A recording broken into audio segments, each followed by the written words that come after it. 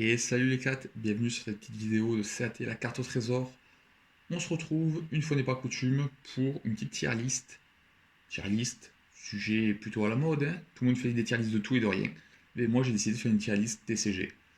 J'ai sélectionné 11 TCG et on va essayer de les classer de manière totalement subjective. Attention, hein, c'est mon avis propre, ça n'engage que moi. C'est pas pour autant que mon avis est le bon, hein. Vous pouvez être en total désaccord avec et ça ne me pose aucun souci, puisque encore une fois, c'est subjectif, c'est pas objectif, il n'y a pas des critères objectifs pour classer les TCG, c'est juste mon avis, mes préférences, et du coup ça permettra de débattre un petit peu de tout ça. Donc il y a 11 TCG que j'ai sélectionnés pour cette petite tier list. Il y en a plein que j'ai oubliés, je ne les ai pas vraiment oubliés, c'est juste qu'en fait je les connais pas forcément suffisamment pour pouvoir en parler, donc voilà, tout de suite, je tiens à m'excuser si vous êtes un joueur de Digimon, de Final Fantasy, de Battle Spirit Saga, de Sorcery par exemple. Votre TCG, il ne sera pas dans la tier list. Pas que je ne sais pas que votre TCG existe, c'est juste que je ne le connais pas suffisamment pour en parler. Il y a déjà quelques TCG qui sont dans la tier list et ils ne me semblent pas super légitimes pour en parler. Donc voilà, j'arrive pas à rajouter d'autres TCG que je ne maîtrise pas.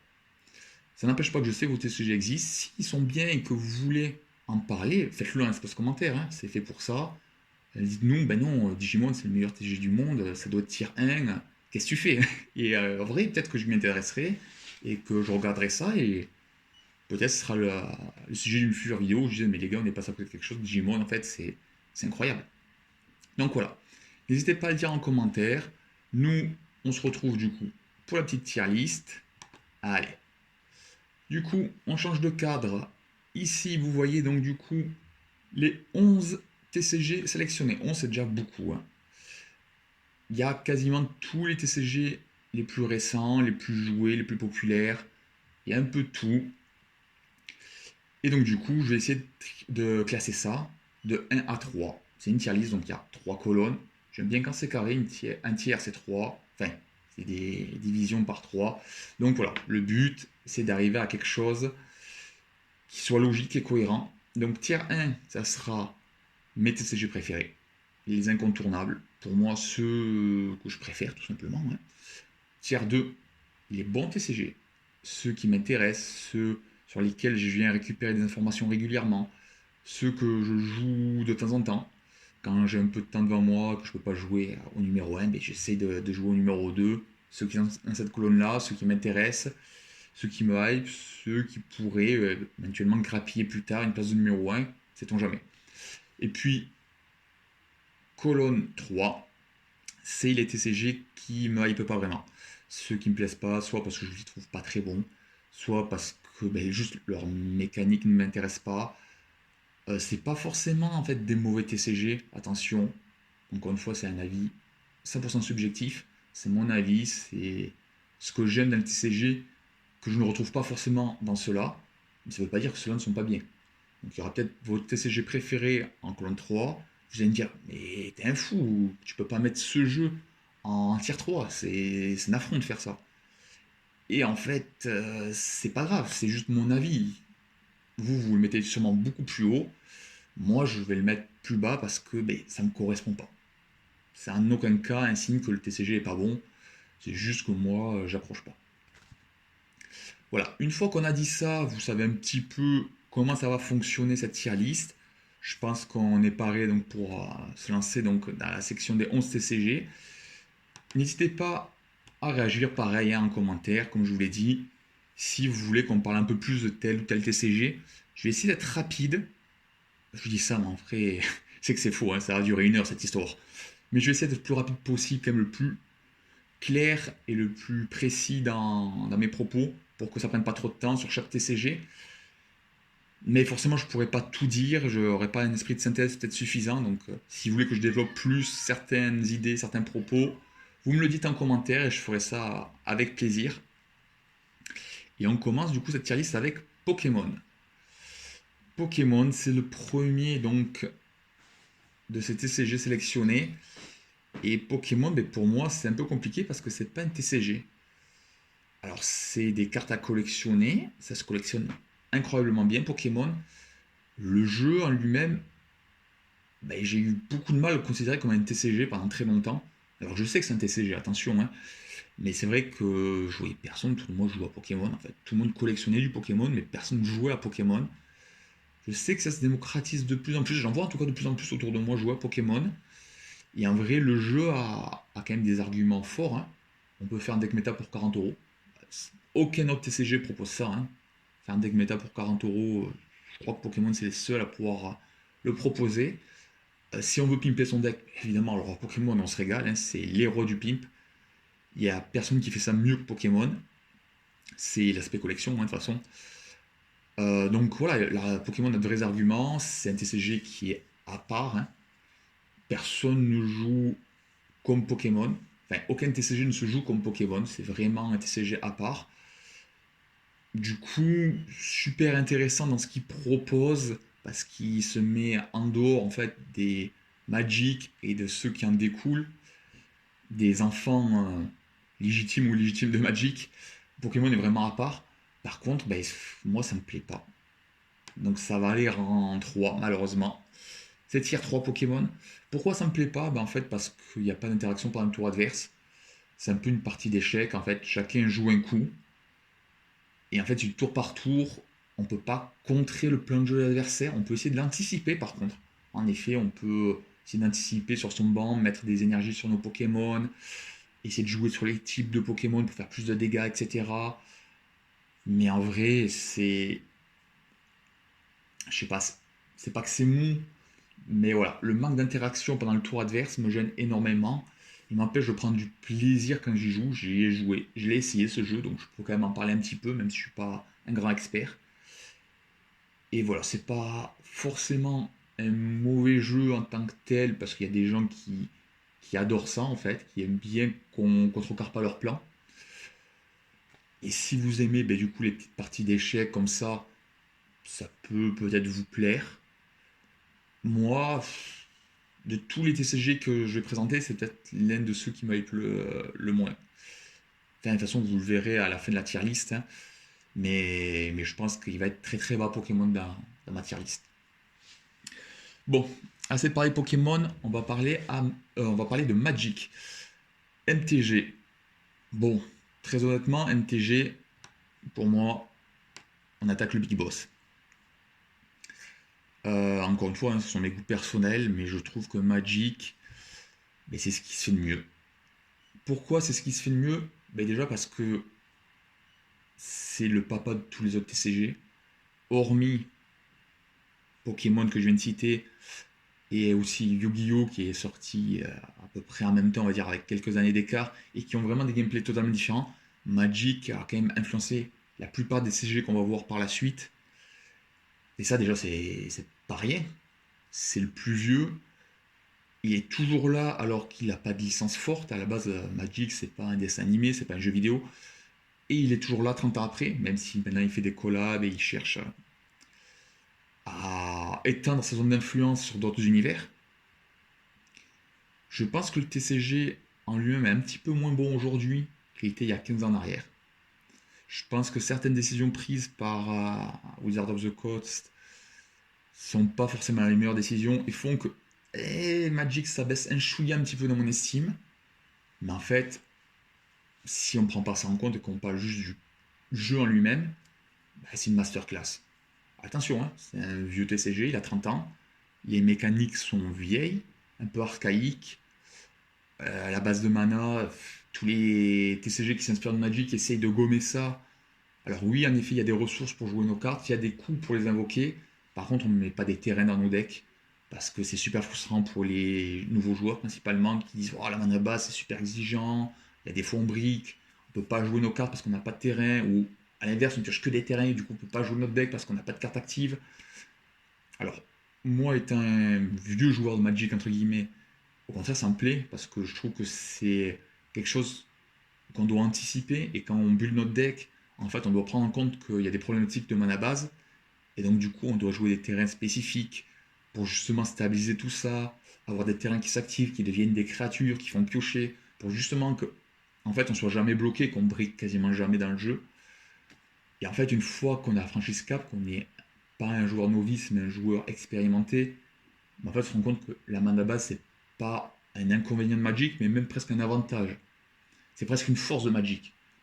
Mais je comprends que pour les nouveaux joueurs, c'est plutôt une faiblesse et que tous les autres TCG essayent de gommer ça. Pareil, c'est super archaïque au niveau des phases. Phase principale, phase d'attaque, phase de bloc, deuxième phase principale, on ne peut plus rattaquer derrière. Il y a le mal d'invoque. C'est super archaïque, c'est super cadré. Le mulligan, il semble un peu punitif. Il y a beaucoup de mulligans qui sont beaucoup plus souples aujourd'hui dans les TCG. Voilà, donc du coup, Magic a 30 ans, et ça se voit dans sa manière d'être joué. Par contre, c'est un TCG qui nous permet de faire absolument tout ce que l'on veut. Il n'y a aucun autre TCG qui nous donne autant de liberté. On peut jouer tous les styles de deck, aggro, contrôle, mid-range, combo. On peut jouer des decks avec que des terrains, des decks sans terrain. On peut jouer des decks monocolores, on peut jouer des decks tricolores, on peut jouer 5 couleurs, on peut jouer que des artefacts, donc du coup aucune couleur, des decks incolores. Même si ce sont des artefacts, les Eldrazi par exemple sont des créatures censées être incolores. On peut tout faire, toutes les stratégies, des stratégies tribales. Hein. Je joue elfe, je joue gobelin, je joue raton laveur, je joue zombie, je joue ce que l'on veut. Vraiment, on peut faire tout ce qu'on veut à Magic. Le champ des possibles est presque illimité en fait. Et quand on crée des decks, quand on aime build, presque plus que jouer, ben en fait, on est obligé d'aimer Magic. Tellement de possibilités. Et aussi, l'une des forces de Magic, c'est que il y a 150 formats dans lesquels on peut jouer. Alors ça perd les nouveaux joueurs, ils disent oula, c'est quoi tous ces formats, on n'y comprend rien. En fait, quand on commence à s'intéresser au jeu, à essayer d'appréhender ces différents formats, on se rend compte que c'est une force exceptionnelle de Magic. Quel que soit notre profil de joueur, on va avoir un format qui va nous correspondre. Qu'on soit un mec qui soit là pour perfer un tournoi, que ce soit un joueur casual, qu'on ait beaucoup d'argent dépensé ou pas beaucoup, qu'on soit là depuis 30 ans dans Magic ou qu'on soit tout nouveau, en fait, on arrivera toujours à trouver un format qui nous correspond et auquel on peut s'épanouir dedans. Et vraiment, c'est exceptionnel d'avoir un jeu qui propose autant de manières de le consommer. Peu de TCG font ça. Et en plus d'être un très bon jeu en construit, en format 60 ou 100 cartes, c'est aussi un très bon jeu en limité. Ben, c'est peut-être le meilleur jeu même d'ailleurs en limité. Hein. Que ce soit en draft ou en scellé, Magic c'est exceptionnel. Les éditions sont designées pour être jouées en limité. C'est qu'en fait, les cartes en commune ou en inco qu'on se dit mais c'est nul, je ne jouerai jamais ça dans mon deck construit, peut-être. Mais par contre en limité tu vas les jouer parce qu'elles servent un plan de jeu qui a été imaginé, élaboré par les créateurs du jeu pour que cette édition là, quand tu la draft, et ben en fait tu puisses avoir une mécanique plaisante, des synergies qui s'activent avec des cartes qui sont pas forcément super fortes, mais qui font marcher cette synergie là, ce plan de jeu. Et il n'y a que en draftant, que en faisant du scellé à Magic qu'on a vraiment ce plaisir-là, de dire waouh, mais c'est incroyable en fait. Le draft à Magic, il est fantastique. Et c'est quelque chose qu'on voit très peu dans les autres TCG. Donc je voulais vraiment le mettre en avant. Voilà, Magic pour moi, c'est tier 1 et sans aucune hésitation. Encore une fois, c'est que mon avis, je pense avoir assez argumenté là-dessus. On va passer à la suite, mais voilà. Vraiment, si vous hésitez à essayer Magic, ça coûte rien de le tenter. En plus, il y a beaucoup de boutiques qui proposent du Magic. Hein. C'est l'un des jeux qu'on trouve le plus facilement en boutique. Essayez Magic. Et si vous avez une communauté ou un patron de boutique qui s'implique un petit peu, ben, je pense qu'il arrivera à vous motiver pour trouver le format qui vous correspond. Vraiment, je pense que vous prendrez du plaisir sur Magic. Bref, passons. Là, on a Star Wars Unlimited qui arrive. Alors, Star Wars Unlimited, c'est un jeu qui m'embête un petit peu. Parce que je vous ai dit, j'ai sélectionné 11 TCG, et il y en a certains que je n'ai pas sélectionné parce que je ne me sentais pas légitime d'en parler. Star Wars Limited, on est un peu dans ce cas-là. Pourquoi on est dans ce cas-là? Parce que j'ai jamais joué à Star Wars Unlimited. J'ai jamais eu les cartes en main, j'ai jamais fait de partie. Cependant, je me suis quand même intéressé, j'ai regardé les cartes, le design, les raretés, la méta, j'ai vu des games. Je sais jouer en fait au jeu. C'est juste que j'ai jamais eu l'occasion de jouer parce que j'ai pas de deck Unlimited et qu'autour de moi il y a personne qui joue à Star Wars. Donc j'ai pas eu l'occasion de faire du gameplay. Mais je sais comment fonctionne le TCG. Je connais les grandes lignes, je pourrais faire une partie si on me donnait des cartes. Et du coup, j'ai le cul un peu entre deux chaises parce que je me sens pas 100% légitime pour pouvoir en parler. Mais en vrai, je connais le jeu. Je trouve que le jeu est d'ailleurs super intéressant dans sa mécanique de tour par tour. Enfin, de tour partagé. Dans un même tour, les deux joueurs vont pouvoir se répondre. Autant je me plaignais qu'à Pokémon, il n'y a pas d'interaction. Autant là, dans Star Wars, il y a des interactions différentes que dans Magic d'ailleurs. C'est bien aussi d'avoir pris le pari de changer un petit peu le mode de jeu, le mode de fonctionnement du TCG, où en fait, au lieu de jouer chacun notre tour, mais en faisant des interactions, ben là, en fait, on va partager le même tour. Ça rend le jeu très dynamique, très nerveux. Il y a deux boards différents, le sol et le spatial. Ben ça, c'est super bien pensé, en fait, c'est génial. Après, le problème de Star Wars, pour moi, c'est le design des cartes, que je trouve pas très beau. Et en plus de ça, c'est pas une licence qui me parle beaucoup. Au même titre que Pokémon, Pokémon, j'achèterai pas des cartes parce que Pokémon, c'est pas un TCG qui me parle de par sa licence. En fait, c'est pas une licence qui résonne en moi, même si j'aime les Pokémon, même si je suis très nostalgique des deux premières générations, que j'ai joué évidemment aux jeux vidéo, que quand j'étais petit, je collectionnais les Pokémon. Ok, mais aujourd'hui, j'ai 30 piges de passé et je suis nostalgique de plein d'autres choses, beaucoup plus que de Pokémon en fait. Pokémon, c'est juste un bon souvenir, mais pas plus. Et Star Wars, c'est pareil, c'est un bon souvenir. J'ai vu tous les films, je regarde les séries, il n'y a aucun souci là-dessus. Mais en vrai, je vais pas acheter des figurines de Star Wars, je suis pas fanboy de Star Wars. Du coup, la licence me parle pas spécialement, je trouve pas les cartes très belles, je trouve le gameplay intéressant, mais ça peut pas être au-delà de tier 3. Déjà parce que je suis pas suffisamment légitime pour en parler, parce que je vais pas jouer le jeu, et que ça se trouve, en fait, si j'avais joué au jeu, ben, il serait peut-être tier 2, parce que je dirais le gameplay est vraiment trop bien. Mais en fait, je pas cette expérience du gameplay, donc je peux que le mettre tier 3, parce que le jeu me parle pas des masses de par sa licence. Et tant bien même il y a des super idées dedans, ben, les cartes me plaisent pas trop. Et encore une fois, j'ai pas pu le tester, donc très difficile de le mettre plus haut alors que je l'ai pas testé. Ça serait un peu hypocrite de dire ah, c'est un banger, je le mets tier 2 voire tier 1 alors que en fait j'ai même pas joué une game de ce TCG là quoi. Force of Will, bah, on est un peu dans le même cas que Star Wars. C'est certainement le TCG que je connais le moins de cette tier list. D'ailleurs, passé Force of Will, tous les autres TCG je les maîtrise. Mais ouais, Force of Will, c'est celui que je connais le moins. Pareil, je me suis quand même un petit peu renseigné là-dessus. Euh, Force of Will, pour moi, c'est Magic, mais avec un design un peu plus manga, un peu plus animé. Ça ressemble vraiment beaucoup à Magic, hein. Si vous regardez un peu le gameplay, comment ça se fonctionne, les parties, c'est très très proche. Si on aime beaucoup Magic et beaucoup le style graphique de Force of Will, bah en effet, je joue à Force of Will en fait, parce que c'est pratiquement le même jeu, entre guillemets. Si par contre vous aimez pas trop le style graphique de Force of Will, ben, je joue à Magic. Clairement, enfin je pense que Magic est un meilleur TCG que Force of Will, beaucoup plus vaste, avec beaucoup plus de possibilités. D'ailleurs, les univers graphiques de Magic sont tellement larges, il y a tellement de plans différents, qu'en fait il y en a pour tous les goûts. En plus maintenant ils font des collabs, donc vraiment, même si vous aimiez pas Magic, ben voilà, bam, ils t'ont fait une collab Assassin's Creed, c'est ton jeu préféré, ben voilà, tu kiffes du coup. Pareil, Seigneur des Anneaux, tu kiffes, ben voilà, kiffe Magic, alors joue un deck Seigneur des Anneaux. Enfin, je veux dire, voilà, Magic, ils sont très forts là-dedans. Force of Will, ben, le seul argument pour moi, c'est est-ce que tu aimes le style graphique de Force of Will? Si oui, si tu es hypé par le visuel de Force of Will, ben, joue à Force of Will parce que en fait, c'est comme Magic, mais avec un univers graphique qui te plaira peut-être un peu plus. Voilà, pour moi, Force of Will, ben, ça va là. Ça va derrière Pokémon. Ouais, d'ailleurs, dans chaque colonne, du coup, il y aura quand même un ordre, hein. Celui qui est plus près du 3, enfin, du numéro, ça va être celui que je vais mettre tout en haut, en fait, de ce tier 3. Et celui qui est le plus loin, donc, du numéro, ça va être celui que je mets tout en bas du tiers. Donc là, pour moi, dans ce tier 3, actuellement, je suis plus hypé par Star Wars que par Pokémon. Et je suis plus hypé par Pokémon que par Force of Will. J'espère que c'est clair. J'essaye vraiment de faire ça de manière propre.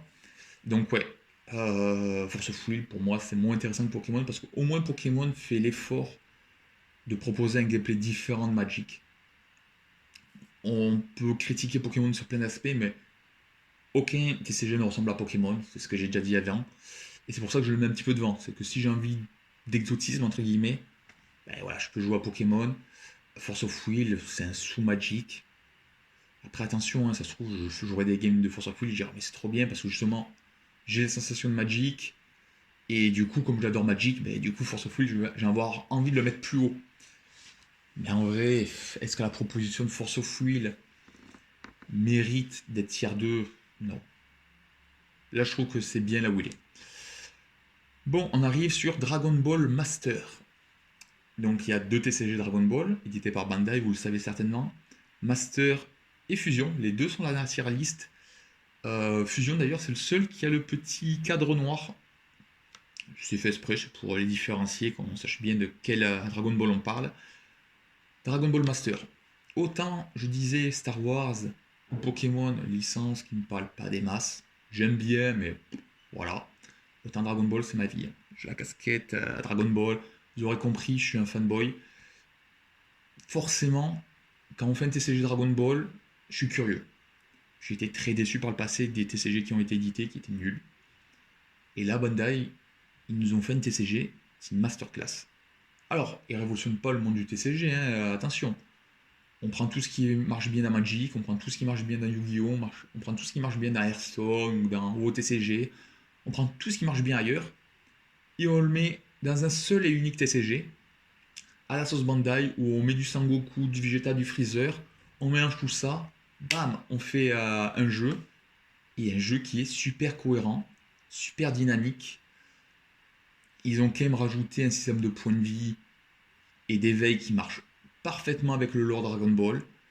Les effets des personnages sont super cohérents avec le lore Dragon Ball. Enfin, l'un des meilleurs exemples, c'est King Cold. Je ne sais pas si vous savez qui c'est dans l'univers Dragon Ball, c'est le papa de Freezer. Lui, son métier, c'est de coloniser des planètes. En fait, il va sur une planète, il en prend le contrôle, il revend la planète au plus offrant. Il fait du trafic de planètes comme ça. À chacun son business. Et bien là, qu'est-ce qu'il fait dans le jeu? Ben, en fait, il joue avec des terrains. C'est des sortes d'enchantements Magic. Si vous êtes plus joueur de Magic, en fait, voilà, c'est des permanences, des enchantements qu'on va mettre en jeu. Normalement, on peut en contrôler qu'un seul. Et bien, King Cole, lui, dit on peut en contrôler plusieurs. Et quand on en contrôle plusieurs, ben, du coup, on provoque plein d'effets et on gagne plein d'avantages. Et du coup, le deck devient dégénéré si on contrôle plein de planètes. En gros, c'est ça l'idée. Et ben, je trouve que c'est incroyablement bien exploiter le lore de DBZ que de faire un deck King Cold qui fonctionne comme ça. Et s'ils avaient fait ça que pour King Cold, ben, j'ai envie de dire, voilà, c'est génial, c'est un coup de génie, mais c'est un coup d'épée dans l'eau. En fait, non, non, non. Tous les personnages, tous les decks fonctionnent un peu comme ça. Lunch va pouvoir s'éveiller entre guillemets en éternuant. On va avoir une mécanique qui va nous permettre entre guillemets d'éternuer et du coup de s'éveiller, de se déséveiller constamment, de tout en retourner la face blonde et la face brune de Lunch par exemple. On va avoir Roi Vegeta qui va envoyer des bébés Saiyans sur d'autres planètes pour les coloniser justement. Là aussi on est toujours dans le même délire. On va avoir des unions fusions. Donc on va nous demander d'avoir des personnages spécifiques. On va fusionner pour jouer du coup ben, les fusions hein, qui vont avec. Tout est bien pensé. Tout est cohérent. Franchement, on a vraiment le sentiment de jouer à Dragon Ball. Alors oui, avec des mécaniques d'autres TCG qu'on a récupéré à droite et à gauche, mais on joue à Dragon Ball. Et quand on est fan de Dragon Ball, ben, c'est génial. Et pour ça, ça a direct tiré. Pourquoi ça va tirer un? Parce que juste on joue pas à Dragon Ball, c'est qu'on joue en plus à un très bon jeu de cartes. Ils ont pris le principe de couleur de Magic pour nerfer un petit peu le jeu et qu'on n'ait pas juste des piles de staples. Donc là, ça sera des piles de staples, mais que par couleur, entre guillemets. Si je dois critiquer un petit peu le jeu, c'est qu'il y a quand même beaucoup de staples, mais c'est par couleur. On ne peut pas mélanger tout comme on veut, il y a quand même certaines contraintes. Cependant, si on joue un leader jaune, la force de ce TCG là, c'est qu'on peut quand même jouer des cartes vertes et des cartes bleues dans notre deck où le leader est jaune. Donc, on est super libre quand même au niveau de la créativité par rapport à d'autres TCG qu'on citera plus tard. Même si ça marche par leader, par famille, qu'on nous incite à jouer un archétype en particulier, qu'on joue tel ou tel leader, on peut aller explorer d'autres zones. Et c'est ça que je trouve super jouissif. C'est ce que j'aime dans Magic. Et là, dans Dragon Ball Master, on peut quand même le faire. Beaucoup moins, mais on peut le faire. Chose aussi qui était géniale, et malheureusement, ça, c'est une décision de Bandai qui me fend le cœur, c'est le mulligan partiel. Vous pouvez sélectionner les cartes qu'on gardait en main, jeter le reste pour en repiocher des nouvelles, et du coup essayer de trouver un peu une même parfaite. Alors certains trouvaient ça craqué, parce que du coup on avait des sorties qui étaient très stables, qui étaient un petit peu toujours les mêmes, et donc du coup ben, ça avantageait certains decks. Et moi en fait je trouvais ça trop bien. Pourquoi? Parce que justement on a des sorties stables, moins de chances de briques, et du coup au final, ben, c'est souvent les meilleurs joueurs de Dragon Ball qui gagnent les games de Dragon Ball. Et ça, c'est pas un détail. Parce que à Magic, on peut être champion du monde de Magic et perdre une game parce qu'on a brick. Ça peut arriver. On peut être champion du monde de Yu-Gi-Oh! Et perdre une game parce qu'on a brick. Ça peut arriver. Dragon Ball Master, c'est compliqué de brick. C'est un TCG où on pioche constamment. On passe notre vie à piocher. On attaque avec le leader, on pioche. On joue un drop 1, on pioche. On fait une fusion, on pioche. On pioche tout le temps dans ce jeu. Tout le temps, tout le temps, tout le temps. Et du coup, on a des sorties super stables. On a tout le temps 20 000 cartes en main. On a souvent du coup les solutions aux problèmes que nous pose notre adversaire en main. Donc on a des réponses. Et ça rend le jeu beaucoup plus complexe et beaucoup moins frustrant parce que du coup on a les cartes en main. Si on perd, c'est très souvent parce que l'adversaire était meilleur et pas juste parce qu'on a brick. Le seul bémol là-dedans, c'est la présence de secrets. Les secrets, pour ceux qui ne connaissent pas, c'est les ultimates. C'est des cartes qu'on peut jouer en un seul exemplaire. On peut avoir qu'une seule ultimate dans son deck. Et c'est des cartes qui sont complètement broken.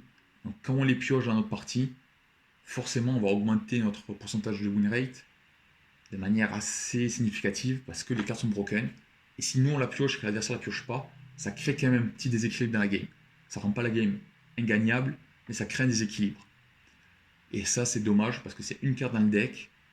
Tant bien même on pioche énormément dans ce jeu, et tant bien même quasiment tout le temps les deux joueurs piochent leur secret dans la partie, à partir du moment où il y en a un qui l'a pioché pas l'autre, le déséquilibre est créé, et parfois il y a des parties qui basculent là-dessus. C'est le seul reproche que j'ai envie de faire à Master à ce niveau-là, et le fait qu'ils aient aussi supprimé du coup ce mulligan. Bref, Dragon Ball Master, Masterclass, je pourrais presque le mettre devant Magic, parce que pendant les 7 ans depuis que le jeu existe, ben en fait c'est le TCG que je consomme le plus, c'est celui qui m'intéresse le plus. Après Magic, j'ai envie de dire, ça fait peut-être 20 ans que je joue en Magic, un petit peu moins. Et la passion est toujours là en fait. Tu me remets un deck Magic dans les mains, je reprends immédiatement du plaisir. Donc je pense que Magic reste quand même devant pour sa longévité, pour justement toutes les manières de jouer Magic que l'on peut avoir, que ce soit dans les formats construits ou du coup dans le limité, parce qu'encore une fois, hein, le limité, le scellé et le draft de Magic c'est exceptionnel, le scellé à Dragon Ball, pas fou. Voilà, c'est pour ça, pour toutes ces raisons-là que Magic est devant. Mais en vrai, de par sa licence, de par ce que propose Master, et franchement, le match avec Magic, pour moi, il existe vraiment. Dragon Ball, c'est un peu le TCG ultime. C'est tout ce qui marche bien ailleurs, on le met dans un seul TCG. Et si vraiment Bandai n'avait pas fait autant de bêtises avec ce jeu, je pense que ça serait un carton plein. Bandai s'est servi de Master un petit peu comme TCG brouillon pour ses futurs TCG. On sent qu'ils ont beaucoup essayé. Et ce qu'ils ont essayé dans Master, c'est pas toujours bien. Ils ont fait beaucoup de bêtises. C'est dommage que voilà, Master ait été un grand TCG brouillon. Parce que s'ils avaient un peu plus respecté, s'ils avaient mieux géré leur TCG, je pense qu'on aurait une communauté beaucoup plus grande et que le jeu aurait beaucoup plus explosé que c'est le cas aujourd'hui. Pas mal de regrets par rapport à ça, mais attention, le TCG n'est pas mort. Jouez à Master, vous allez prendre du plaisir, surtout si vous êtes fan de Dragon Ball. Bon, j'ai beaucoup parlé de Master parce que c'est un TCG qui me plaît, hein. Vous l'aurez compris. Yu-Gi-Oh maintenant. Alors Yu-Gi-Oh, c'est le TCG avec lequel j'ai commencé les jeux de cartes. Ouais, j'ai regardé les dessins animés à la télé, je trouvais ça cool. J'ai acheté les decks les starters Yugi Kaiba, hein. Et je trouvais ça cool aussi de jouer ben, comme Yugi, mais dans la vraie vie, avec des vraies cartes physiques. Tous mes potes ont fait pareil. Du coup, je me suis dit, ben vas-y, je vais chercher une boutique de cartes pour faire des tournois. J'en ai trouvé une. Et c'est grâce à Yugi qu'aujourd'hui, ben, en fait, je vous parle de tous ces TCG-là, que je fais des vidéos sur YouTube. C'est Yugi, en fait, qui m'a mis le pied à l'étrier. Donc, j'ai une affection particulière pour ce TCG. Et en même temps, ce TCG, en fait, ne me correspond pas. Il ne me correspond pas pour plein de raisons. Bah déjà parce qu'à l'époque où laquelle j'y jouais, bah, je trouvais que le TCG était exceptionnel, super fun, mais parce que je jouais en casual en fait. Avec le recul aujourd'hui, je pense que c'était pas un très bon TCG compétitif, parce que c'était justement une pile de staples où toutes les cartes étaient limitées en x1, et que bah, certes il y avait plein de retournements de situation, c'était super fun, mais en vrai si tu dois jouer en compétitif, ça doit être horrible de se dire, bah, en fait dans son deck il y a que deux cartes qui le font gagner, c'est Rajeki et Trou Noir, et il top deck l'une de ces deux cartes alors qu'il lui reste encore 25 cartes dans son deck. C'est super frustrant. C'est super frustrant en fait de savoir qu'il y a des cartes qui sont limitées en un exemplaire, et que ben, c'est ça qui va lui retourner la game, et qui va lui permettre en fait de te voler une partie que tu avais gagnée en fait. Donc à l'époque déjà c'était un TCG fun, et vraiment très fun par contre, hein, parce que justement les changements de situation, top deck sur top deck, qui permettaient ben, du coup de kiffer avec ses potes comme jamais. Ça, c'était génial. Par contre, voilà, compétitivement pas fou. Aujourd'hui, les decks sont beaucoup plus stables. Là, il n'y a pas de fun en fait aujourd'hui, j'ai envie de dire. Les decks fun, ils tuent T1 ou T2. Là, on n'est pas du tout sur le même délire. Yugi a complètement gommé ça. On est sur des vrais archétypes, on est sur des vraies synergies, il y a des entrappes, le TCG va super vite. Là, on est sur un vrai TCG. Autant avant, pour moi, c'était un jeu de cartes super fun, super casual. C'était pas un TCG compétitif, de par ce qu'il proposait en réalité. Tant bien même, il cherchait à le devenir. Pour moi, et avec l'expérience que j'ai aujourd'hui, je pense que ça n'était pas un. Autant aujourd'hui, c'est un TCG compétitif. Les mecs qui gagnent les Worlds à Yu-Gi-Oh!, c'est des machines. Les mecs qui font top 8 tous les mois sur des gros events à Yu-Gi-Oh!, c'est des machines. Vraiment, pour savoir piloter un deck Yu-Gi-Oh! Correctement, connaître toutes les lignes de play avec son extra deck pour pouvoir tout le temps faire un board menaçant pour l'autre, ça demande des heures et des heures de travail. Et en fonction de l'adversaire et de son deck, savoir à quel moment utiliser l'entrap, à quel moment esquiver l'entrap aussi de l'adversaire, essayer de prendre des chemins de traverse pour pouvoir arriver à avoir quand même le meilleur board possible. Ça demande tellement de travail. Non, vraiment, Yu-Gi-Oh! C'est un TCG exceptionnel à ce niveau-là, mais c'est un TCG qui ne me parle pas parce qu'en fait, Yu-Gi-Oh! Ça te demande de construire un pulse. En réalité, quand tu as ton archétype, ben, tu dis mon board final parfait, c'est si j'ai cette carte, cette carte, cette carte et cette carte en jeu. Et là, j'ai un board parfait, je peux contrer tout ce que fait l'adversaire, ça je negate, ça je negate, mon board est protégé. Enfin bref, si j'arrive à atteindre ce board là, j'ai gagné. Et donc du coup, en fait, selon ta main de départ, ben, tu vas essayer de créer ton board parfait et reconstruire ton pulse et faire ton pulse comme il était sur la boîte, en fait, entre guillemets. Et parfois, tu vas pas pouvoir le faire et tu vas essayer de te rapprocher le plus possible du pulse idéal. Mais c'est ça, en fait, tu construis un pulse. Et c'est pas quelque chose qui me fait super kiffer, savoir que ma game va se jouer T1 ou T2, que ça sera celui qui va le plus vite ou le mieux construire son pulse qui va gagner. C'est pas fou. À ce compte-là, j'ai presque envie de dire, autant jouer à Magic en Vintage, c'est un peu la même chose. C'est des decks surcheatés qui peuvent pratiquement gagner leur game T1 ou T2 tellement que ça va vite. Voilà. C'est pas ce genre d'expérience de jeu qui me plaît. C'est pour ça que Yugi, malgré le fait que je pense que c'est un excellent TCG, eh ben ça va tier 3. Bah, désolé les duellistes, je sais que vous allez m'en vouloir. Vous allez sûrement critiquer ce show-là, mais voilà, j'espère que vous avez écouté mes arguments en fait. Votre TCG il est trop bien, mais juste, ben, il me parle pas. Et pourtant, ça me fait mal au cœur parce que moi, j'adorais hein, Yu-Gi-Oh! Comme je l'ai dit quand j'étais jeune, que je jouais entre potes hein, de manière un peu casual, même si je cherchais à faire un peu de compétitif en boutique. Voilà, j'étais pas là pour gagner les Worlds. Et bien, je prenais un plaisir monstre à jouer à Yu-Gi-Oh! Mais aujourd'hui, je peux plus prendre le même plaisir parce que c'est plus le même jeu. Et à la fois, c'est bien parce que du coup, c'est un jeu compétitif, un joueur d'expert, d'excellence, mais du coup, bah, le fun a un peu disparu, quoi. En parlant de fun, parlons d'Alter. Alter TCG, je pense que c'est le TCG le plus récent de ceux qui sont dans la liste.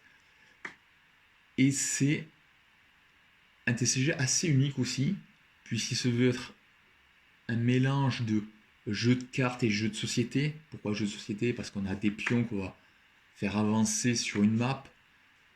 Pour ceux qui ne connaissent pas Altered, bah en fait, on a un héros.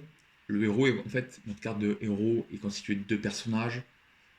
Un personnage, on va dire, humanoïde, un humain, et un personnage qui souvent ressemble à une petite bestiole sympatoche. Et en fait, ils sont écartés, ils sont perdus, entre guillemets. Il faut arriver à les faire se rejoindre. Dit comme ça casse pas trois pattes à un canard. Mais en fait, quand on y joue, on se rend compte que c'est juste un prétexte pour jouer des cartes, pousser du carton et explorer de nouvelles mécaniques. Et des nouvelles mécaniques, bah, Altered en propose quand même quelques-unes. Ça ressemble quand même beaucoup à Magic de manière générale. Sauf que là, on a un board qui ne reste pas. Tous les tours, on reset le board, on fait partir nos personnages qui étaient en jeu et on les met en réserve. On peut les rejouer de la réserve pour leur coup de mana, mais du coup, on doit repayer en fait la carte une nouvelle fois. Et une fois qu'elle est jouée de la réserve, cette fois-ci elle disparaît complètement. Il y a des mécaniques voilà, qui sont un petit peu différentes que celles qu'on avait connues dans d'autres TCG. Il y a surtout un système de rareté qui est propre à Altered, où on joue du coup des cartes en commune, mais on peut avoir la même carte en rare, et puis on peut avoir la même carte en unique. C'est très bizarre, je sais que c'est quelque chose qui fait un petit peu peur, et en vrai c'est plutôt intéressant comme mécanique. Moi avec Altered, pour être 100% honnête, on m'a rajouté sur un groupe Facebook il y a à peu près un an en arrière. Je connaissais pas du tout le jeu, je savais même pas que ça allait exister. Et du coup, sur ce groupe Facebook, on annonçait les annonces au fur et à mesure. Voilà, nouveau TCG français, c'est produit par Equinox, Régis travaille dedans, il y a une team d'anciens dirigeants de Magic qui bossent là-dedans. Le TCG va être cool, le TCG va être virtuel aussi, parce qu'on va devoir scanner les cartes, il y a des QR codes, on va avoir des propriétés numériques, et c'est celle-ci qui sera importante pour faire les tournois. Mais on peut vendre les propriétés numériques et garder la carte physique, parce que du coup on pourra les imprimer à distance, il y a du print à la demande. Du coup l'état des cartes c'est plus gênant. En fait, si ta carte elle est toute pliée, toute froissée, c'est pas grave, tu peux te la faire imprimer. Si ta carte elle est en italien, parce que tu l'as acheté en italien, et que ça t'embête d'avoir une carte en italien parce que tu parles pas italien, voilà, ça te saoule, et tu te la fais imprimer en français, il n'y a aucun problème. Et puis, si tu veux te la faire imprimer en foil, tu peux aussi, parce qu'il y a des foilers qui servent à ça. Waouh, tout ça, moi, j'ai des trucs que j'ai du mal à digérer. Je vais pas vous mentir, ça m'a rebuté énormément. Mais vraiment, hein, j'étais rebuté par ça. Les QR codes, j'aime pas. Les propriétés numériques, j'aime pas. Le design des cartes, j'aimais pas. C'est un dessin un peu à la Fortnite. Waouh. Pendant un an, j'ai complètement zappé le jeu. Puis il y a eu le Kickstart. Et j'ai vu que il y avait une hype incroyable autour de ce TCG. J'ai pas compris en fait. Je me dis, mais les gars, vous êtes fous ou quoi? Pourquoi vous êtes hypés par ça? Enfin, c'est nul. Non mais vraiment, c'est comme ça que je le vivais. J'ai fait, mais c'est nul ce jeu. Qu'est-ce que vous faites? Et puis, je me suis dit, attends, s'il y a autant de gens qui sont hype, soit il y a beaucoup de gens qui aiment manger du caca, soit c'est moi qui suis passé à côté de quelque chose. Et du coup, je me suis quand même intéressé au jeu. Je me suis dit, je vais aller sur l'appli Ex-Altered, qui est une appli qui permet de jouer sur le PC à Altered. Il y a toutes les cartes disponibles, sauf les uniques évidemment. Il y a tous les starters qui étaient disponibles, donc du coup, moi j'ai pris juste des starters. J'ai joué avec les starters, j'ai essayé différentes factions, puisqu'il y a 6 factions différentes. J'ai essayé un peu les mécaniques qui étaient associées à ces factions-là. Je fais, ah, mais c'est cool ça. Cette faction, je joue comme ça, et puis celle-ci, elle joue comme ça. Ah ouais, donc ok, on peut faire ça du coup. Et comment on peut build notre deck? Ah ouais, en fait, il y a pas mal de manières de build le deck. Et puis, il y a 3 héros différents dans chaque faction. Et chaque héros se joue un peu différemment. Ah, il y a des cartes transfuges aussi. Et les transfuges, en fait, c'est des cartes que j'ai déjà vues dans d'autres factions, qui arrivent dans une faction différente et qui, du coup, permet de concevoir une faction qui se veut plutôt contrôle, être finalement une faction agressive. et vice-versa. Et en fait, je me suis dit, mais en fait, ce TCG, il est bien. C'est un bon jeu de cartes, en fait. Et ça, en fait, je m'en suis rendu compte que parce que j'ai fait l'effort de m'y intéresser. Et, et je pense que c'est un peu la difficulté pour ceux qui consomment les TCG traditionnels, des gros TCG comme Magic, comme Yu-Gi-Oh, de se dire, mais je vais m'intéresser à Altered. C'est très loin, en fait, de mon univers. Pourquoi j'irais m'intéresser à ce jeu-là qui propose des mécaniques très bizarres, enfin même un écosystème très bizarre. Je comprends qu'on n'ait pas envie de s'y intéresser, mais moi je l'ai fait et je le mets direct tier 2. Parce que je trouve que le premier set de Altered, c'est exceptionnel. Ce qu'ils ont réussi à faire, c'est assez exceptionnel. Ils ont fait 6 starter decks déjà, un par faction. Les starter decks sont plutôt bien équilibrés. Il y en a peut-être un ou deux qui sont un peu plus forts que les autres, mais globalement, on comprend les mécaniques de chaque faction. C'est facile à jouer. Tu pousses les cartes en 2-2. On t'explique les règles, les mots-clés, les symboles très facilement. Juste une petite carte, un petit token explicatif te permet de comprendre tous les symboles. C'est super fluide. Franchement, Altered, c'est facile à apprendre à jouer. C'est facile pour pousser le carton et prendre du plaisir. Et quand après on essaie de pousser le vice et de comprendre un peu ce que va être la méta, voir ce que ça peut être le compétitif, on se rend compte que c'est génial en fait. Parce que il y a vraiment 20 builds différents pour les héros que l'on a disponibles actuellement. On peut jouer les héros de plein de manières différentes. On peut jouer les factions de plein de manières différentes. Le système de rareté de 15 rares dans le deck fait qu'il y a certaines cartes qu'on a envie de jouer en rare, mais en fait on se dit non, on n'a pas la place, donc on va jouer plutôt la version commune parce qu'elle est suffisamment satisfaisante. Et puis finalement on se dit non, cette commune je peux pas la jouer dans mon deck parce que ça va pas être une carte de remplissage. Il faut forcément que je joue la rare parce que la rare est vraiment bien alors que la commune est trop faible. Et ça c'est super super jouissif quand moi on aime build des decks, c'est ce que je disais avec Magic, c'est ce que je disais avec Master aussi. Et avec Altered, je ressens ça, ce plaisir de build un deck et de trouver plein d'axes différents pour attaquer la méta, pour essayer de faire un truc bien en fait. Après, c'est que le début du jeu, faut pas trop s'enflammer. On ne sait pas ce que va donner les uniques dans le plan, dans la scène compétitive du jeu. Est-ce que les uniques vont casser la méta? Moi, je pense pas. Honnêtement, je suis assez serein là-dessus. Mais voilà, peut-être qu'on sera désagréablement surpris, peut-être que le set 2 sera nul, peut-être que le set 3 sera redondant avec ce qu'on a eu avant, et du coup il y aura un essoufflement naturel de Alter. C'est trop tôt pour juger ce jeu, mais la hype est là. Et juste quand même, l'idée de faire des uniques, dire que dans mon booster j'ai une carte que personne d'autre dans le monde n'a, c'est quand même fou en fait. Si c'est pas des rêves de gosse ça, de se dire ah moi j'ai mon dragon blanc aux yeux bleus et personne d'autre là parce que c'est une carte trop rare.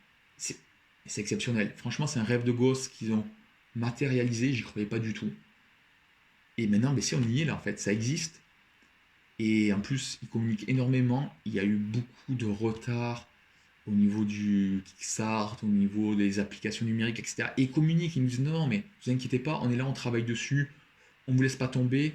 Vous avez investi de l'argent, vous êtes investi vous personnellement en regardant du contenu, en créant du contenu, en jouant, en faisant des games, que ce soit en physique ou en virtuel, mais vous allez être récompensé parce que nous, on est là pour vous régaler. Et franchement, Equinox au niveau de la communication, c'est parfait. Altered, ce premier set, je le trouve exceptionnel. Essayez Altered. Peut-être que vous n'aimerez pas du tout, mais essayez-le. Franchement, moi, j'ai vraiment pris beaucoup de plaisir et c'est un TCG que je vais suivre attentivement. Si demain, je viens de plus jouer à Magic ou à Dragon Ball Master, Altered est un vrai candidat. Autre TCG, Dragon Ball Fusion. Dragon Ball Fusion. Bon, mais du coup, c'est un peu un reset de Dragon Ball Master. Bandai a décidé d'avoir deux TCG sur une seule et même licence. C'est super risqué de faire ça, parce que du coup, tu divises ta communauté sur deux TCG. Alors, il y a des passerelles entre les deux. Rien n'empêche un joueur de Master de jouer à Master et à Fusion et vice-versa. Peut-être qu'ils veulent que les nouveaux joueurs viennent sur Fusion et après peut-être basculent sur Master. Pourquoi pas? Après, globalement, c'est les mêmes jeux de cartes. Sauf que là, Tes locks à la couleur de ton héros. Ton leader, s'il est noir, tu peux jouer que des cartes noires dedans, chose qui n'était pas le cas en master. Tu es lock aussi en counter, en interaction, puisque tu n'as plus de contre mise en jeu et tu n'as plus de contre-attaque. Ils ont voulu simplifier Master, qui était un jeu très compliqué et difficilement accessible pour les nouveaux joueurs, de par ses mécaniques, mais aussi de par sa banlist, la gestion calamiteuse de Bandai. Ils sont aussi coupables de beaucoup de choses, hein, donc peut-être qu'ils le disent pas vraiment, mais si le jeu Master aujourd'hui est aussi compliqué, c'est parce que Bandai a pris des mauvaises décisions à certains moments. Là, reset, on part sur un nouveau jeu beaucoup plus simple, beaucoup plus facile à appréhender. Pour les nouveaux joueurs, c'est parfait. Vous êtes fan de Dragon Ball, vous êtes nouveau joueur, jouez à Fusion en fait. Découvrez le TCG via Fusion. Et si par contre vous avez envie d'une expérience compétitive, jouez à Master. Pas qu'il n'y a pas de compétitif à Fusion, mais c'est juste que compétitif à Fusion sera moins grisant qu'un Master, je pense, car Master, le degré d'exigence, de par le fait qu'il y ait plus d'interaction, est plus élevé. Moi, Fusion, je suis toujours fan de Alliance Dragon Ball, donc forcément ça me parle, j'ai envie d'y jouer. Mais en fait, je vois pas l'intérêt de jouer à Fusion si je peux jouer à Master. Et du coup, Fusion, ça va là. Alors, ça va quand même devant Star Wars, parce que la licence me parle et que en fait, j'ai quand même un petit deck Fusion. Et que si on me dit, vas-y, on fait une game Fusion, je joue à Fusion, il n'y a pas de souci, c'est un peu le même jeu que Master, donc j'ai un peu les mêmes sensations. C'est juste qu'en fait, j'ai les mêmes sensations en moins bien. Et du coup, j'ai du mal à comprendre l'existence de Fusion en soi, en fait. L'existence de Fusion me trouble. Je me dis, pourquoi avoir fait ça, pourquoi avoir fracturé la communauté de Master qui était déjà pas forcément super grande, en créant un concurrent direct à ton même TCG, à ton propre TCG en fait. C'est pas deux éditeurs différents, c'est le même éditeur qui fait deux TCG sur la même licence. Difficilement explicable. Bref, Fusion, c'est quand même bien, c'est un soft numérique, c'est pas un mauvais TCG en soi, c'est juste moins complet que Master, et du coup, ça me hype moins. En haut du tier 3. Lorcana. Lorcana. Alors, j'étais très dubitatif, j'étais pas du tout hypé par la licence, Disney, moi ça me parle pas. Par contre, Lorcana, ça parle à beaucoup de gens. Ça parle à ma chérie, ça parle à la chérie de beaucoup de personnes, ça parle même à des potes à moi qui sont fans de la licence Disney. Ils sont fans de Peter Pan, du Roi Lion, de la Petite Sirène, de la Reine des Neiges. Bref, Disney c'est tellement vague, ça parle à tellement de monde, ça parle à l'enfance de tellement de personnes que ça a trouvé son public. Après, en termes de TCG, est-ce que c'est intéressant? Oui et non. Non, parce qu'en fait, c'est juste un sous Magic, c'est un peu un Magic pour les nuls. Je suis désolé pour les fans de Lorcana, ceux qui se tuent à Lorcana et qui font du compétitif et qui passent des heures à traîner leur deck. Mais c'est pas que c'est pas bien ce que vous faites. Si, c'est super bien ce que vous faites. Vous avez raison de le faire. Si vous prenez du plaisir à Lorcana, faites-le. Mais c'est juste que, en fait, globalement, c'est les mêmes mécaniques que Magic et c'est beaucoup plus simple que Magic. Après, c'est pas pour autant que c'est pas difficile d'être un bon joueur, parce qu'au bout d'un moment, c'est pas juste pousser les cartes dans le bon sens, ça c'est un joueur moyen pourra le faire très facilement. C'est très simple d'accès, encore plus simple que Alter, je pense, à apprendre à jouer. Et évidemment, ça demande un peu plus de maîtrise pour être un très bon joueur. Par contre, ça casse pas trois pattes en canard en termes de gameplay. Cependant, moi j'ai accroché. Je sais pas pourquoi, je sais pas l'expliquer, mais j'ai accroché. Lorcana en fait, c'est pas un mauvais jeu, ça ressemble à Magic. C'est très simple à jouer, mais c'est super convivial. Et en fait, je pense que c'est pour ça que je le mets tier 2. Et c'est pour ça que j'ai un deck Lorcana chez moi, même si je joue pas souvent. C'est qu'en fait, comme c'est super convivial, je peux jouer avec ma chérie, je peux jouer avec mes potes, je peux jouer avec un couple, faire mon couple contre le couple d'un couple d'amis. En fait, ça parle à tellement de monde, c'est tellement facile de trouver des gens chauds pour faire des parties de Lorcana que ouais, je suis pris dans la hype ambiante. Tant bien même, c'est pas un super TCG. En tant que tel, je pense qu'il y a des meilleurs TCG. Je pense que Yu-Gi-Oh! Est un meilleur TCG. Peut-être que Dragon Ball ou Star Wars est un meilleur TCG. Peut-être que Force of Will d'ailleurs, que j'ai pas suffisamment essayé, est finalement très proche de Magic et donc peut-être un meilleur TCG que l'Orcana.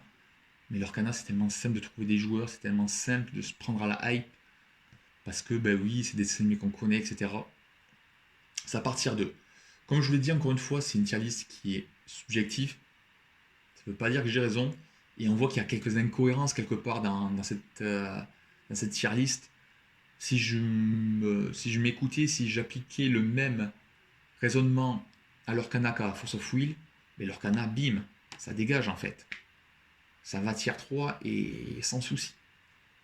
Mais je suis pris un petit peu par la hype et ça va là.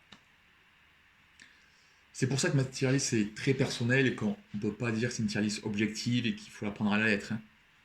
Et votre tier list, sûrement que si aussi vous amusez à la faire, ben, elle ne sera pas objective et elle aura peut-être quelques incohérences comme là. Alors, Fab ou Flèche pour les intimes. Fab, c'est un TCG qui est très spécial parce que ça s'éloigne beaucoup de Magic. Un peu à l'image de Yu-Gi-Oh! De Pokémon, c'est un gameplay qui est vraiment, vraiment à part. C'est pour un public qui aime très mature. Là, on n'est pas sur un jeu enfantin, hein. On n'est pas sur un jeu à licence. On est sur quelque chose d'assez dur, d'assez mature, d'assez adulte. Très difficile à prendre en main. C'est un TCG que j'arrive pas à dompter. Et pourtant, j'ai joué. J'ai passé des heures et des heures à essayer de dompter ce TCG et j'y arrive pas.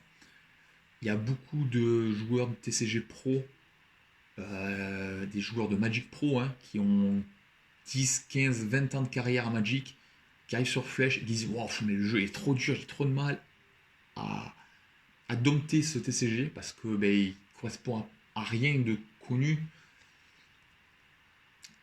Ben, c'est très frustrant en fait. Moi, je suis plutôt un bon joueur TCG. C'est vrai que ben, les premières games de l'Orcana, entre guillemets, quand je débutais, que je jouais contre d'autres débutants, je poussais tout le monde ben, juste parce que je sais pousser les cartes dans un bon ordre, que je sais ce que c'est le card advantage et que ben, voilà, j'ai des habitudes de joueur entre guillemets compétitifs sur d'autres TCG qui sont plus exigeants, que ce soit Dragon Ball Master ou Magic.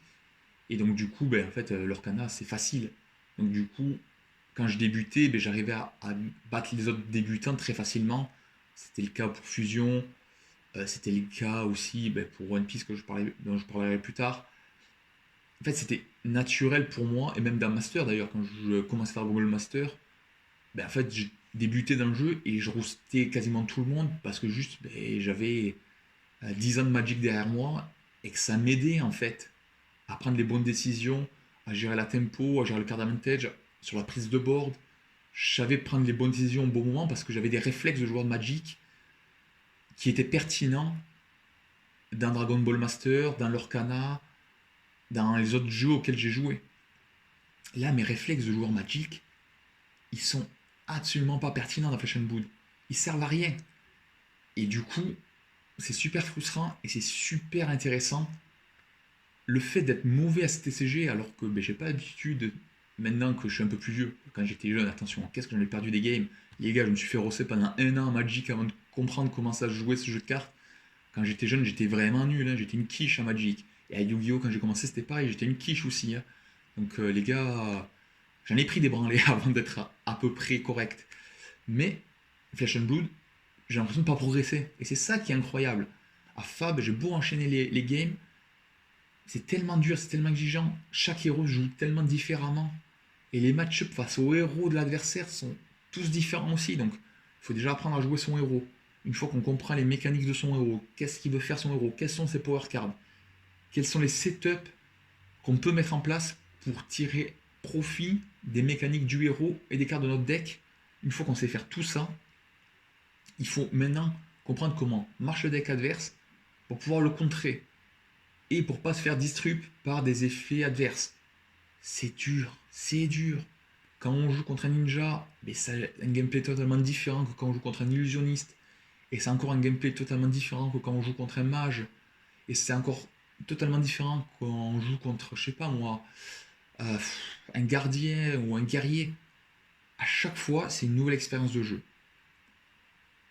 Et c'est ce qui fait que Flesh and Blood, c'est un jeu exceptionnel.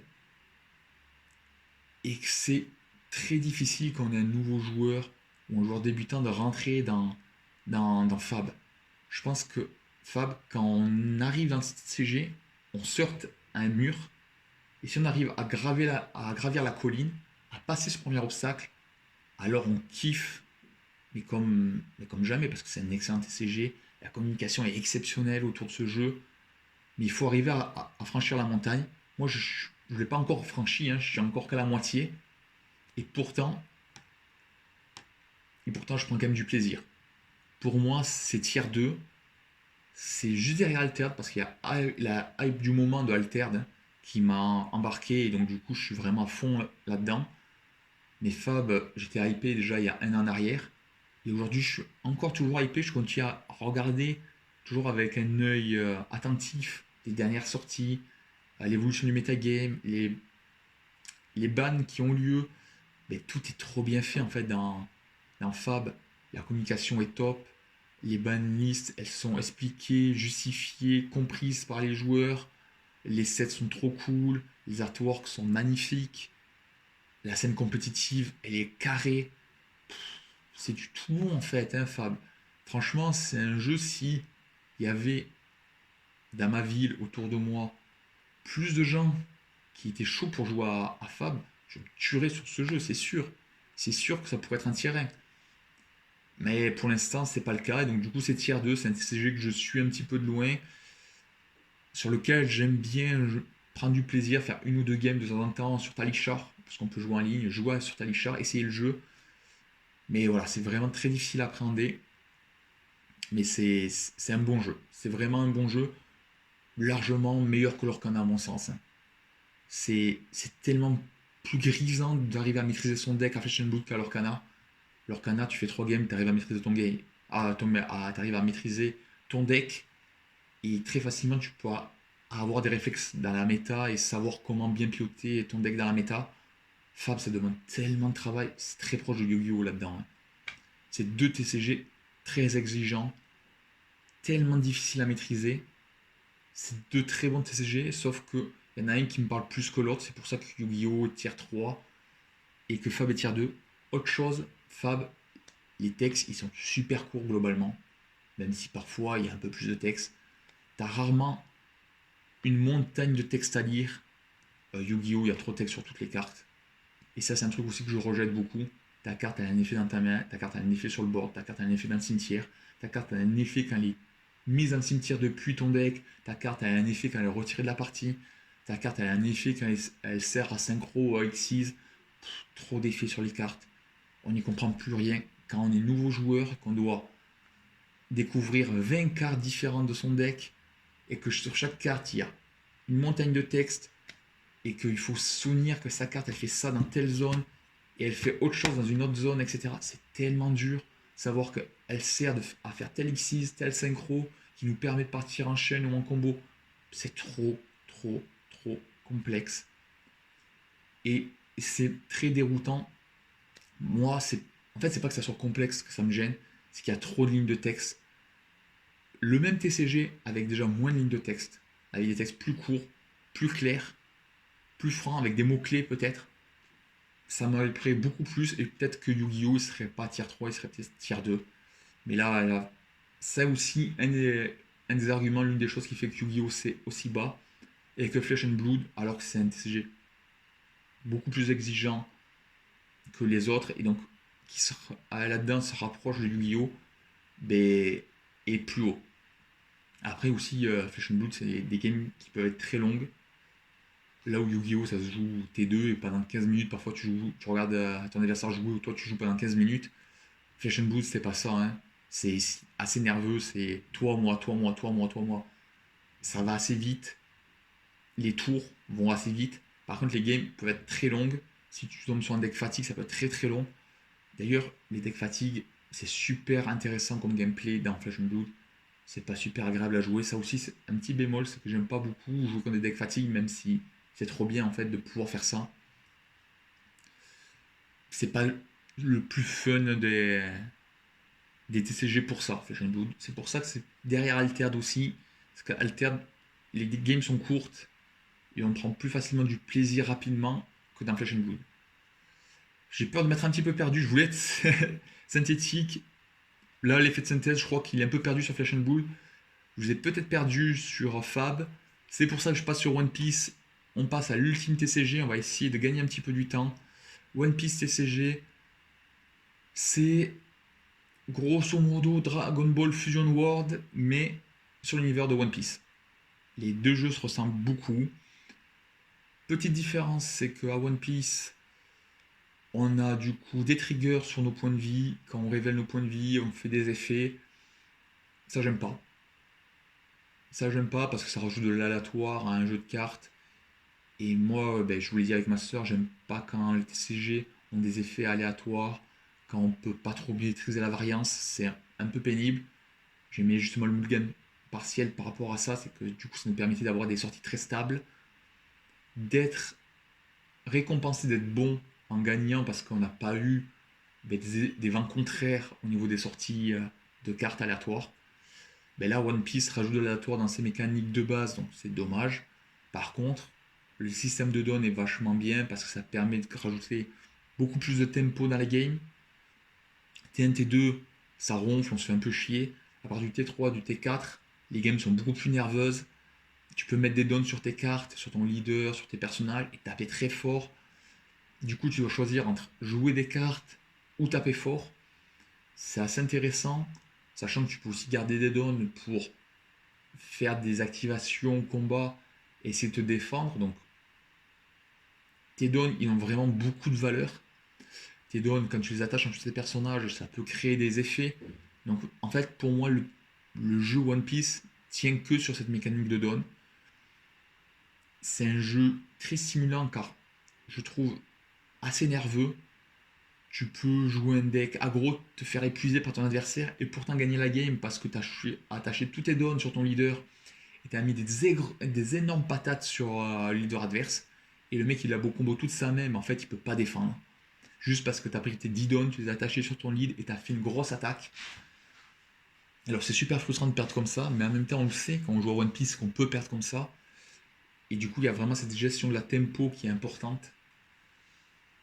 C'est bien. C'est meilleur que Dragon Ball Fusion du coup par rapport à ça je pense. Parce qu'il y a cette gestion de tempo beaucoup plus accrue. Mais par contre c'est Fusion World avec l'univers du chapeau de paille quoi. Et moi, l'univers du chapeau de paille, ça ne m'hype pas plus. Donc, ben, la cohérence fait que ça peut pas être au-dessus des autres TCG qui ne me hype pas. L'Orcana, c'est un petit peu l'OVNI. C'est un univers qui ne me hype pas, mais qui est quand même tier 2. Après, on notera que Flesh and Blood, c'est pas tiré d'un univers déjà existant. Altered, pareil, c'est pas un jeu de licence. Magic, c'est pas un jeu de licence.